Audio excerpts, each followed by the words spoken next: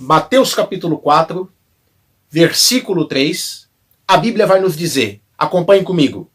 O tentador chegou-se a ele e disse: Se tu és o Filho de Deus, manda que estas pedras se transformem em pães. Respondeu Jesus: Está escrito, não só de pão viverá o homem, mas de toda a palavra que sai da boca de Deus. Qual é a origem desta palavra tentação? O que significa? Os termos empregados na Bíblia para tentação e provação vêm do hebraico massá. E na origem grega significa peirasmos, que tem por significado, respectivo, como prova, provação, teste da fé ou juízo. A tentação, ela se originou lá no Jardim do Éden, quando a serpente, que foi incorporada pelo diabo, seduziu a Eva e Adão a pecarem contra Deus no pecado da desobediência. Eles caíram na tentação do inimigo, deram ouvidos à voz do inimigo e o pecado passou para a raça humana. Mas a Bíblia vai dizer no capítulo 4 do Evangelho, segundo escreveu Mateus, que Jesus também ele foi tentado, ele sendo filho de Deus. Mas a diferença é que Jesus não pecou. E Jesus, em forma humana, sendo tentado, ele conseguiu vencer as tentações para provar para mim e para você que nós também, em formas humanas, podemos vencer as tentações com 3 atributos. Primeira coisa, nós temos que entender como é que Jesus venceu as tentações. Jesus venceu as tentações pelo poder da palavra. Jesus tinha conhecimento da palavra, porque o diabo se apresenta para Jesus e o diabo então ele tenta Jesus dizendo: se tu és filho de Deus, transforma essas pedras em pães. Jesus ele disse: está escrito que nem só de pão viverá o homem, mas de toda a palavra que sai da boca de Deus. Jesus combateu o diabo pelo poder da palavra. Jesus tinha conhecimento da palavra, ele tinha uma vida de oração e ele andava no Espírito. Jesus tinha uma vida de consagração constante. Por isso que Jesus passou por tudo e foi até o fim. E o que a Bíblia nos ensina?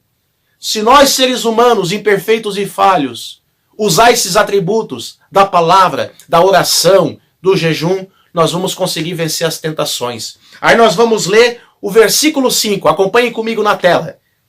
Ele disse: se tu és o Filho de Deus, lança-te daqui para baixo, pois está escrito: aos seus anjos dará ordem ao teu respeito, e eles te segurarão nas mãos, para que não tropeces em alguma pedra.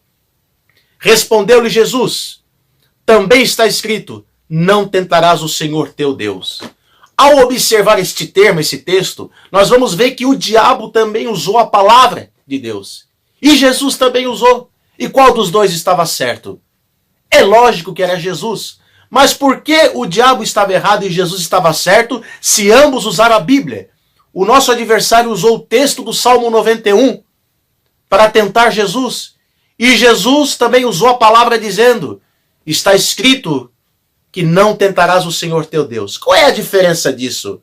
A diferença é que Jesus ele citou o texto dentro do contexto e o diabo citou o texto fora do contexto. É exatamente isso que ele faz. Mistura algumas mentiras com algumas verdades para tentar enganar eu e você. Como aconteceu lá no Éden. O que Deus disse?